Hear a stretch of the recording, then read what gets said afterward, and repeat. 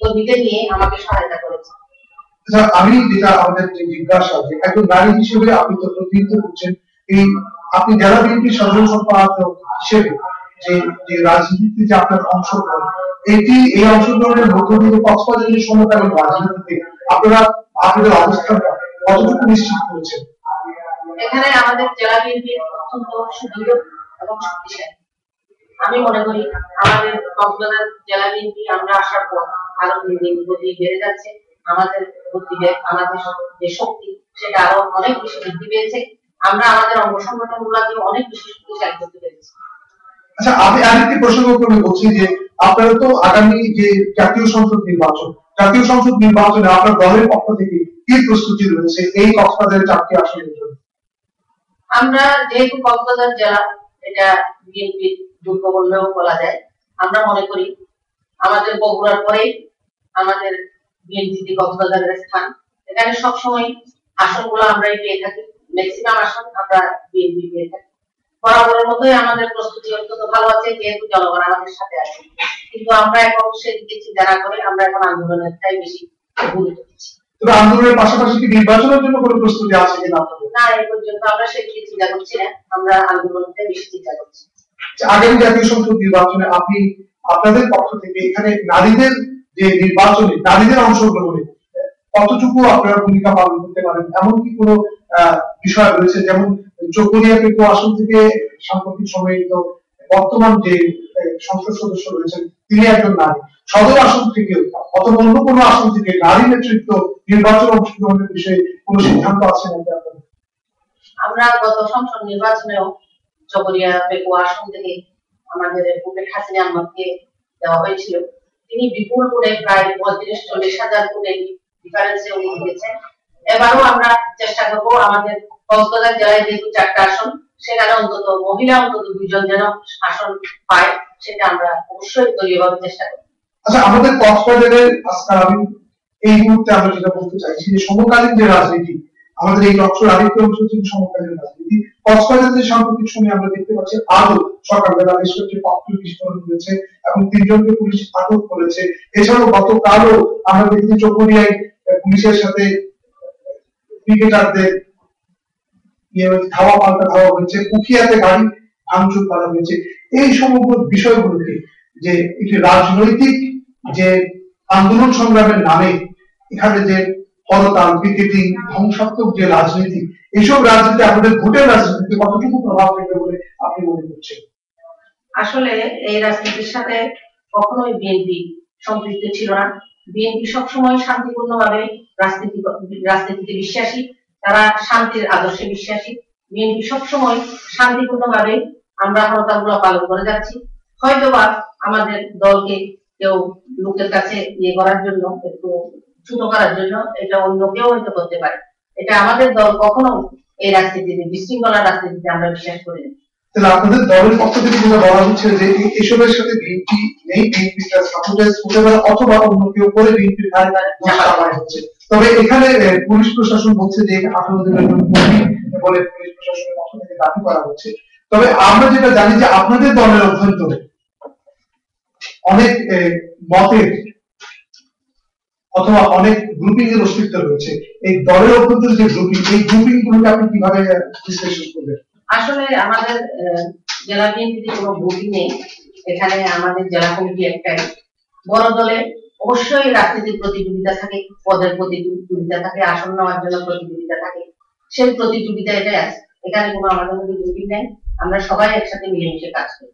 আপনি জেলা বিএনপিতে কোনো গ্রুপিং নেই যেটা বলছেন, সেটা সূত্র ধরে আমরা যদি এই প্রশ্নটা আপনাকে করি যে সদর আসনে যে আপনাদের যে সদর উপজেলা কমিটি রয়েছে, রাম উপজেলা কমিটি রয়েছে, পৌর কমিটি রয়েছে, জেলা কমিটি আর এসবের সাথে আপনাদের কেমন সমন্বয় করে রাজনীতি অথবা এই রাজনৈতিক কর্মসূচি বাস্তবায়ন করছেন কেন? আমরা প্রতি উপজেলাকে আসলে আলাদাভাবে করার জন্য নির্দেশ দিয়ে থাকি। রামু তারা আলাদা করে, চকরিয়া করে, কুপিয়া করে।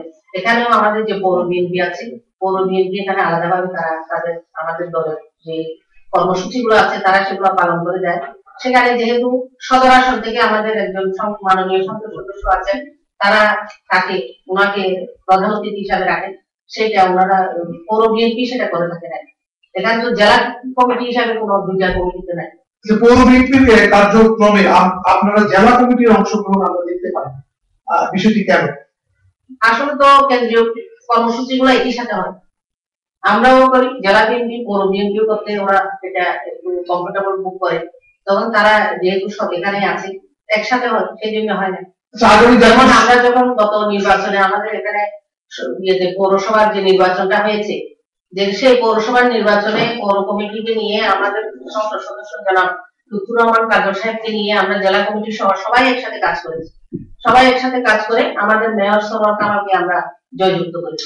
যখনই আমাদের দলের কোনো সংকট আসবে, যখনই দলের কোনো নির্দেশনা আসবে বা কোনো নির্বাচন আসবে, তখন আমরা অবশ্যই সবাই একসাথে কাজ করবো, দলের সাথে, আমাদের দেশের সাথে। আচ্ছা, আগামী জাতীয় সংসদ নির্বাচনে এই সদর আসন থেকে আপনাদের প্রার্থীতা পরিবর্তন অথবা প্রার্থীতার নতুন কোন প্রার্থীতার চমক আছে কিনা জেলা বিএনপির সাধারণ সম্পাদক হিসেবে আপনি বলবেন? সেটা সেই ব্যাপারে আমাদের কোনো আলোচনা হয়নি, সেটা সময়ই বলে দেবে। আচ্ছা, আপনি ব্যক্তিগতভাবে কোন নির্বাচন করতে আগ্রহী কিনা? কারণ আপনি তো শুধুমাত্র সাধারণ সম্পাদক নয়, আপনি প্রতিনিধিত্ব করছেন, বিভিন্ন পেশাজীবীর প্রতিনিধিত্ব করছেন, আবার আপনি নারীদের প্রতিনিধিত্ব করছেন, সব মিলে এই আসলে আপনার কোন রাজনৈতিক কোন অ্যাম্বিশনস আছে কিনা? আমরা আসলে যারা রাজনীতি করি সবারই একটা অ্যাম্বিশন থাকে, আমার একার না, এটা সবারই আছে। আমাদের যারা বড় মাপের নেতারা আছে সবারই অ্যাম্বিশন থাকে একদিন আরো উপরে যাবে, আমারও নিশ্চয়ই অ্যাম্বিশন আছে। সেটা আমাদের যিনি আছেন চেয়ারপারসন আছেন, উনি যেটা হাইকমান্ডের উপর নির্ভর করে। আচ্ছা, আপনি ইতিপূর্বে আরেকটি প্রসঙ্গে যাই আমরা, ইতিপূর্বে আপনি কিন্তু কক্সবাজারের এবং বাংলাদেশের প্রথম, এখনো পর্যন্ত আপনি শেষ পাবলিক প্রসিকিউটর হিসেবে দায়িত্ব পালন করেছিলেন দীর্ঘ 5 বছর। দেশের প্রথম পাবলিক প্রসিকিউটর ছিলাম মহিলা। এখনো আরো দ্বিতীয় কোনো মহিলা পাবলিক প্রসিকিউটর হয়নি। তো মহিলা পাবলিক প্রসিকিউটর হিসেবে আপনি প্রথম ছিলেন।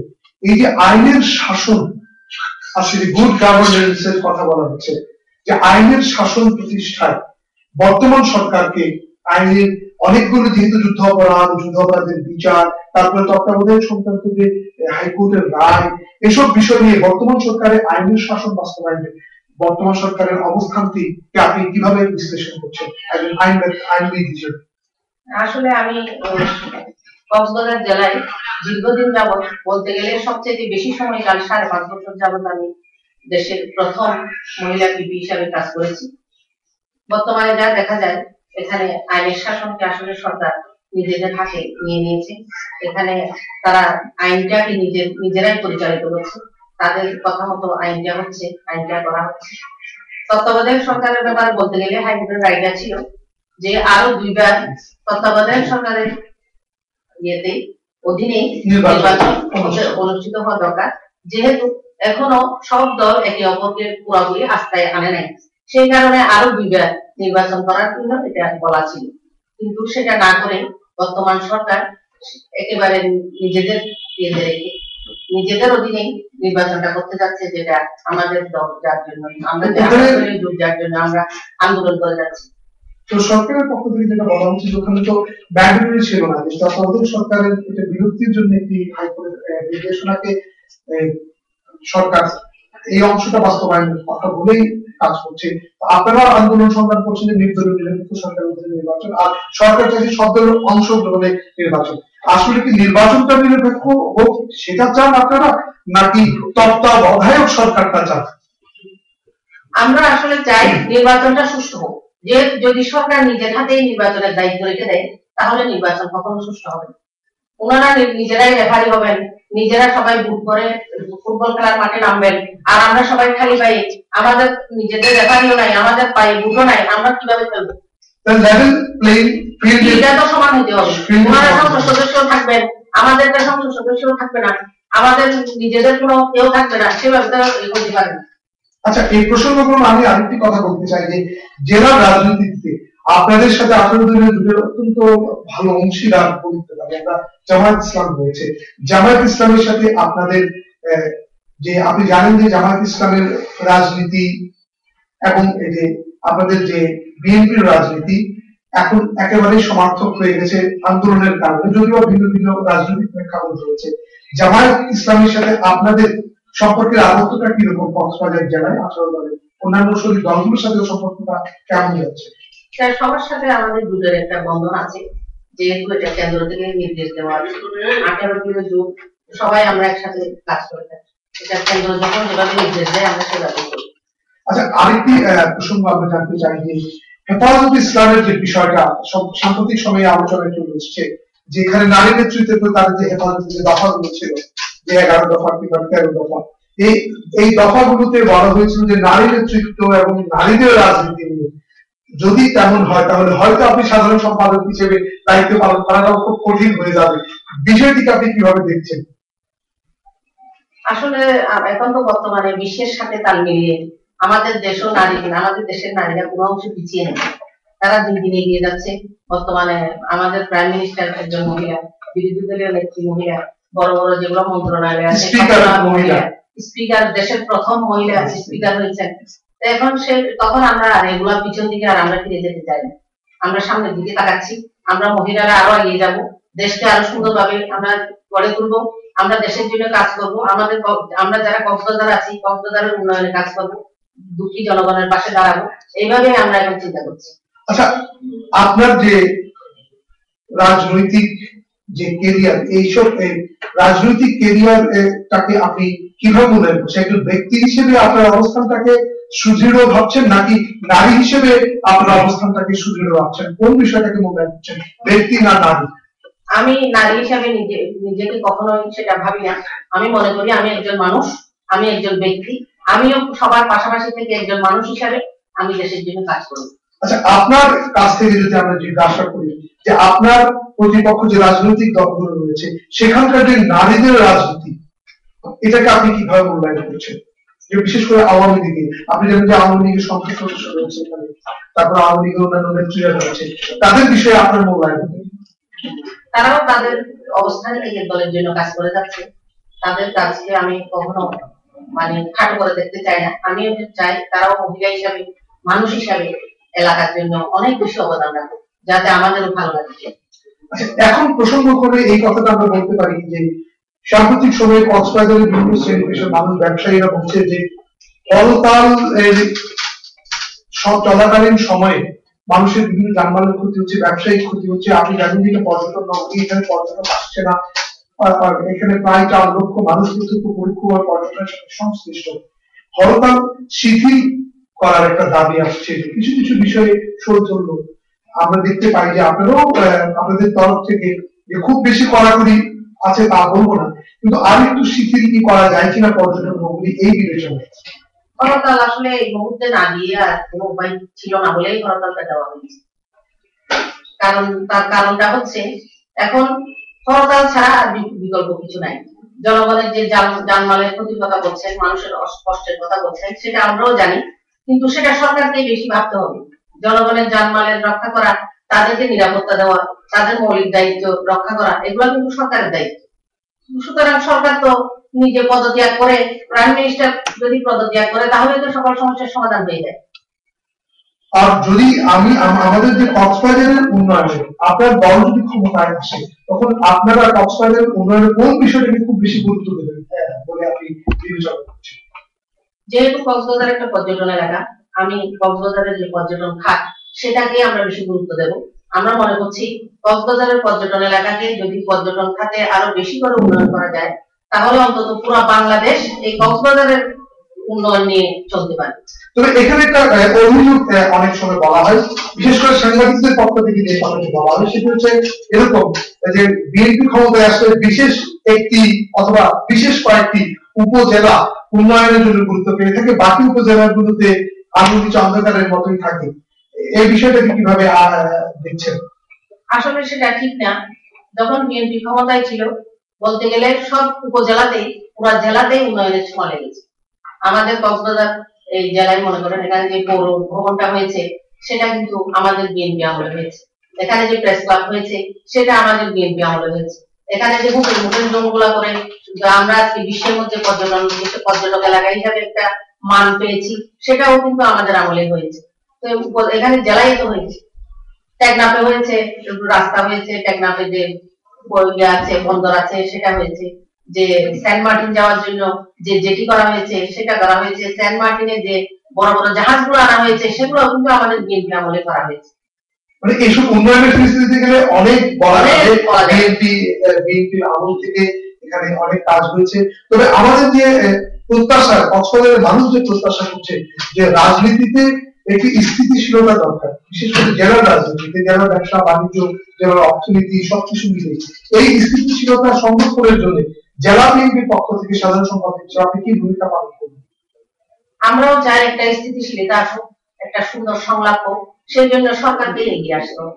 যেহেতু সরকার দেশের দায়িত্বে আছে, জনগণের দায়িত্বে আছে, সরকার যদি এগিয়ে আসে তাহলে একটা সুন্দর সংলাপ হবে বলে আমি আশা করি, এবং দেশের মানুষও সুন্দরভাবে একটা নির্বাচন দেশের মানুষকে উপহার দিতে পারবে। আচ্ছা, আপনার কাছে সাধারণ সম্পাদক হিসেবে, আমি জেলা বিএনপির সাধারণ সম্পাদক হিসেবে যে বিষয়টা জানতে চাইবো, যে কক্সবাজারের এই যে 4টি আসনের মধ্যে আপনারা 3টিতে জয়লাভ করেছেন, 2টিতে সরাসরি বিএনপির আপনাদের নেতারা জয়লাভ করেছে, অন্য একটিতে আপনাদের জোটের হামিদুর রহমান আজাদ মহেশখালী উত্তর দিয়ে সংসদীয় আসন জয়লাভ করেছে, এবং একটিতে আওয়ামী লীগ জয়লাভ করেছে। আপনারা যে এই 3টি অথবা 4টিতে নতুন কোন প্রার্থী, বিশেষ করে এই আপনাদের কুতুবদিয়া মহেশখালীতে 18 দলীয় জোটের প্রার্থী পরিবর্তন হওয়ার কোন সম্ভাবনা আছে কিনা? সেটা আসলে সেইভাবে আমাদের কাছে এখনো কোনো মেসেজ আসে নাই। আসলে সবাই আন্দোলন নিয়ে ব্যস্ত, কোথায় কে নমিনেশন পাবে, কাকে বদলানো, এগুলা নিয়ে আসলে আমাদের মধ্যে কোনো ধরনের আলাপ আলোচনা হয়নি। তবে আপনি যেটা বলতে চাচ্ছেন যে এটা চূড়ান্ত নয়, যারা আছে বদলানো হবে না এই কথাও বলা যাবে না, আবার বদলানো হবে এই কথাও বলা যাবে না। আমরা এখনো আলোচনায় বসে নাই কেউ। সবাই এখনো সেই নির্দলীয় তত্ত্বাবধায়ক সরকারের যে একটা অধীনে নির্বাচন হবে সেটা নিয়েই সবাই এখন ব্যস্ত আছে। আচ্ছা, আপনি বলুন তো, আপনাদের এই আন্দোলন সংগ্রামে মানুষের অংশগ্রহণ, মানুষের স্বতঃস্ফূর্ততা কেমন পাচ্ছেন? জনগণ তো অবশ্যই আমাদের সঙ্গে আছে, নইলে তো এইভাবে আন্দোলন হতে পারত না। আরেকটি বিষয় আপনার কাছে জানতে চাইবো, যে বলা হয়ে থাকে যে তত্ত্বাবধায়ক সরকার ব্যবস্থা প্রচলিত হলে, তত্ত্বাবধায়ক সরকার আসলে পূর্ববর্তী সরকার আর ক্ষমতায় আসে না।